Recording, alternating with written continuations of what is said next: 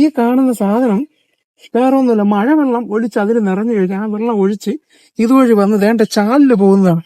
അതുപോലും എന്ത് മനോഹരമായിട്ട് അവർ കല്ലിൽ കൊത്തി വെച്ചേക്കുന്നത് കണ്ടായിരുന്ന, കണ്ട ആ വെള്ളം ഒഴുകി വരുന്നത്. അപ്പൊ അത്രത്തോളം അവര് ഒരു കാര്യം ചെയ്യുമ്പോൾ ഒരു സാധനത്തിന് എത്രത്തോളം സുന്ദരമാക്കാൻ പറ്റുന്നുണ്ടോ അത്രത്തോളം സുന്ദരമാക്കിയിട്ടുണ്ട്.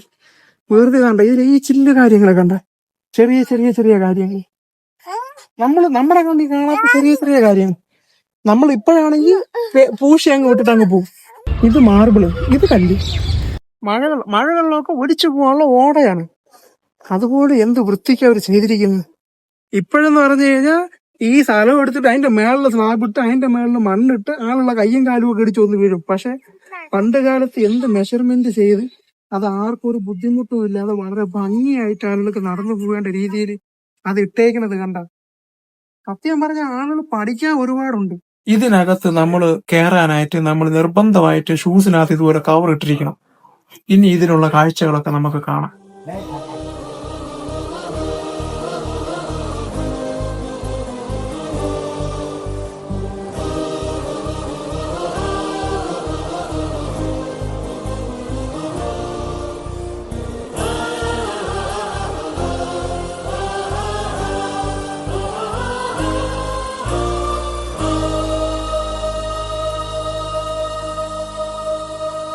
കാണുന്നതിന്റെ നേരെ ഓപ്പോസിറ്റ് ആണ് യമുന നദി ഒഴുകുന്നത് കേട്ടോ.